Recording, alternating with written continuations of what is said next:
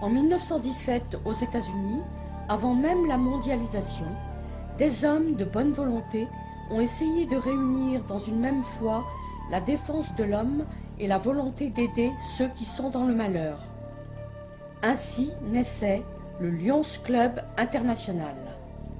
Lions Club International, Premier club service au monde, avec 1 300 000 membres, dans 200 pays et territoires.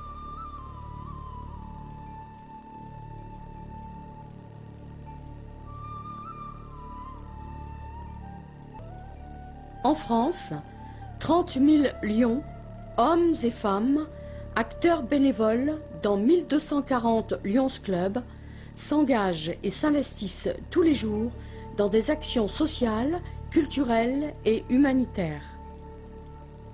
Les lions, acteurs de la vie culturelle de leur cité et de son ouverture sur le monde.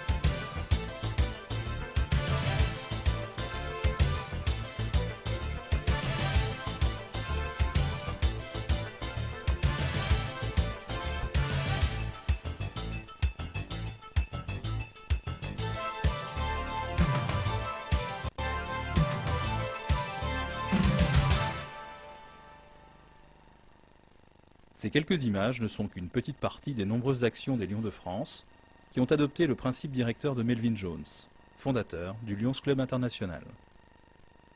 On ne peut aller bien loin dans la vie si on ne commence pas par faire quelque chose pour quelqu'un d'autre.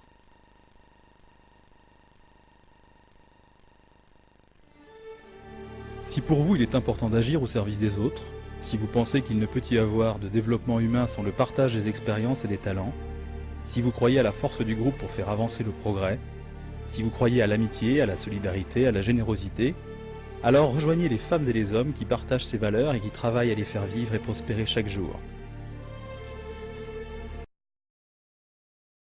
La Fédération française des associations de chiens guides aveugles. C'est en 1952 que commence la grande aventure des chiens guides aveugles en France.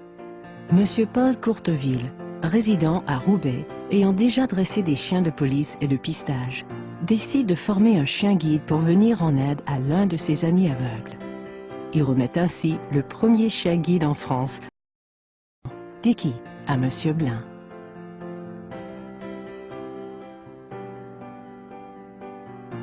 Pour la personne déficiente visuelle, tout commence par sa demande auprès d'une école. Donc là, on est là pour essayer de voir ensemble, avant de faire un essai avec le chien, de déterminer un petit peu vos besoins. Une équipe pluridisciplinaire, éducateurs, psychologues, instructeurs en locomotion, orthoptistes, spécialistes de la malvoyance, analyse les besoins spécifiques de chaque demandeur. Encore ou c'est trop rapide? Alors on va s'avancer jusqu'à la bande tactile. Je vais vous proposer du coup, c'est d'essayer de dessiner votre carrefour sur la plaque aimantée. Alors, déjà carrefour très grand, très aéré, avec double... L'équipe détermine un programme adapté pour améliorer les capacités de déplacement de chacun et pour mesurer leurs possibilités visuelles et les exploiter au mieux dans la vie quotidienne.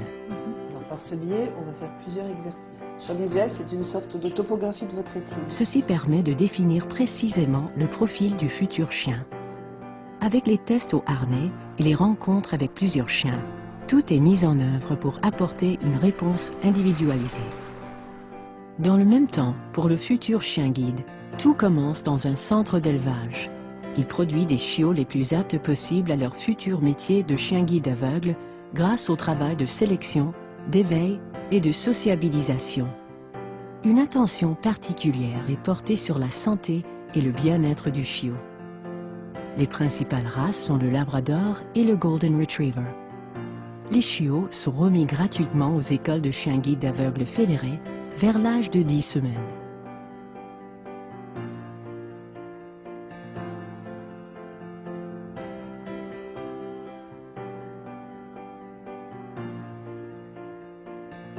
Commence le travail avec les familles d'accueil. Bonjour, comment allez-vous? Une équipe de professionnels forme et assiste les familles d'accueil dans leur importante mission de socialisation. Ça va. Remise de chiots à domicile, fréquents échanges téléphoniques, suivi vétérinaire et séjour régulier du chiot à l'école accompagnent la progression de chaque futur chien guide. Des séances de travail collectif en milieu ouvert complètent ce dispositif. Donc on ralentit et au moment où le chien s'assoit, on donne l'ordre, les lignes. Ganesh, les lignes. Voilà, très bien. Mais il faut leur apprendre en Au famille. cours de ces 9 mois, les éducateurs évaluent en continu le développement psychologique et morphologique du chien. Ils peuvent ainsi adapter le programme en fonction des besoins et des capacités. Ce protocole personnalisé de suivi du chiot en famille d'accueil prépare les tests d'entrée en éducation. De 12 à 18 mois, le chien est pris en charge par l'équipe d'éducateurs. Les premiers exercices se font sur piste artificielle, en terrain neutre, puis en milieu urbain avec des obstacles. C'est bien. Allez, petit loup. Le chien doit réaliser ce marquage Devant. ou évitement dans un contexte très stimulant pour lui. Devant. Même approche pour les exercices de recherche, le travail de déplacement dans la rue et les transports en commun. L'éducateur valide au fur et à mesure les acquis en travaillant au bandeau afin de vérifier les capacités de responsabilisation et de restitution du chien. La rampe. Allez, allez, allez, allez. Un certificat d'aptitude élaboré par les écoles et la fédération sanctionne cette progression.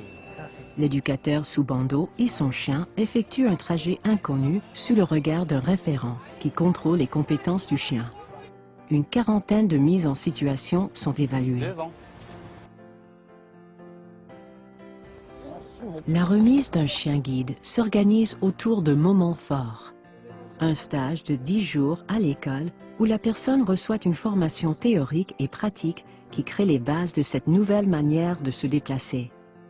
Un éducateur se rend au domicile de la personne pour transposer ses acquis dans les gestes et les trajets quotidiens. Un suivi intensif est également assuré par l'éducateur durant les premiers mois. Moi je continue. Voilà, un laisse bloc. Ok, c'est bien. Voilà. Et on traverse. Et on y va, devant. Les bleus devant. Et devant. Devant, allez.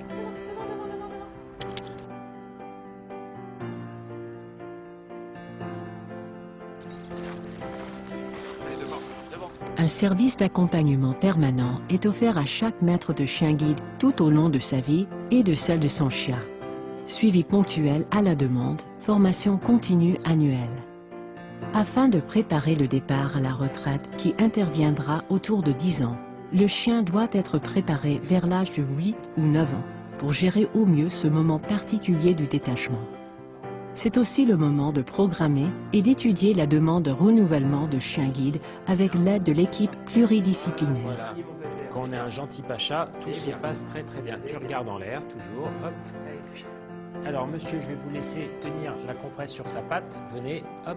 Voilà. Vous serrez un petit peu là-dessus. Appuyez ça un peu. Voilà. Les utilisateurs de chiens guides peuvent faire appel à l'Association nationale des maîtres de chiens guides aveugles. Cette association les rassemble depuis plus de 30 ans. Elle est à l'initiative des lois sur la libre circulation des chiens guides et a pour objet principal de défendre les droits des utilisateurs, notamment en matière d'accessibilité dans tous les lieux publics. Elle assure également la promotion du chien guide auprès des personnes déficientes visuelles et du grand public.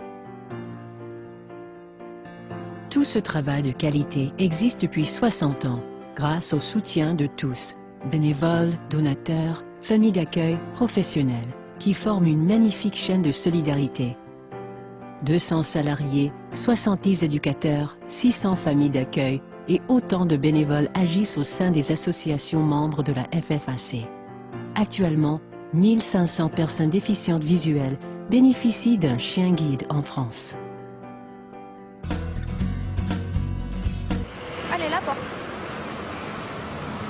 porte le bus. Allez, va à la porte. Allez, Duc. Duc, cherche la porte. Cherche la porte. Allez, va. Va au siège. Va au siège. Allez, Duc. Ta place. Le chien guide s'installe sous le siège du bus, sans gêner les autres voyageurs.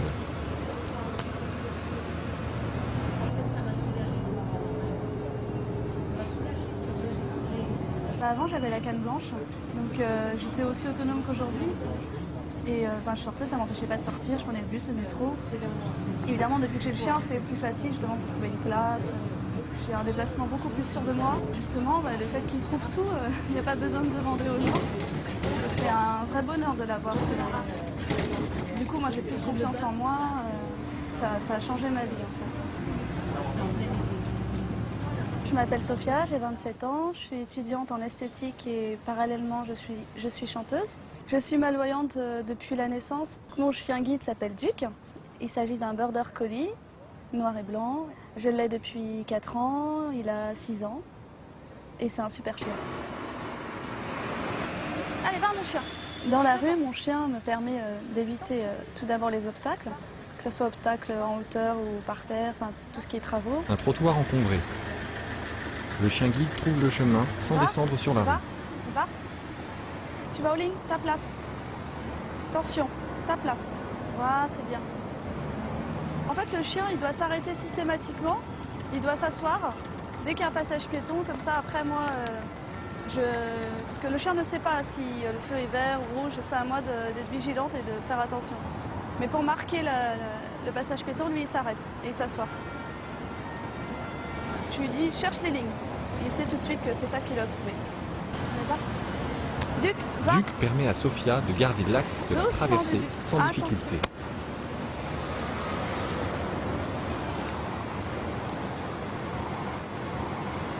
Je peux descendre ou monter les escaliers en toute sécurité parce que déjà d'une, il s'arrête au démarrage, en haut ou en bas des escaliers, et avec ses pattes, il me montre la rampe. Allez, va au métro. Va au métro. Va au métro. Va au métro. Va au métro. Et cherche la rampe. Voilà. Et cherche la rampe. Cherche la rampe. Oui, c'est bien, mon chien. Va.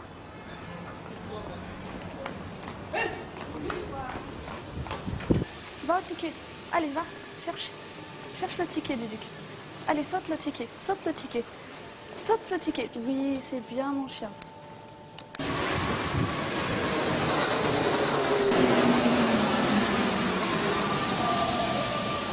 Il n'y a pas de voiture de métro devant Sophia. Duc refuse d'avancer droit dans le vide, mais la guide vers la porte la plus proche. Allez, va, la porte. Cherche le siège. Couchez là. Ah, c'est bien.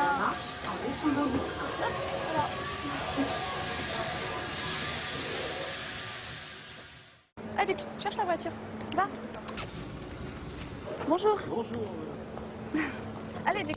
Oui, en fait, le chien, dès qu'il monte dans une voiture, il sait que je lui dis sa place et il se couche par terre, là, à mes pieds. Et il bouge plus. Pour me procurer un chien guide, en fait, j'ai fait la demande auprès de l'école de chiens qui était la plus proche de chez moi, donc dans ma région. Et j'ai contacté donc le directeur de cette école. Et donc la première fois que je l'ai vu, il m'a fait visiter l'école et j'ai vu tous les chiens et c'est là que ça m'a vraiment donné envie d'avoir un chien guide parce que forcément il m'a expliqué comment ça allait se passer. Et après au fur et à mesure des rendez-vous, j'ai pu tester des chiens qui m'ont guidée et après ils ont pu savoir quel chien qui serait le mieux adapté pour moi.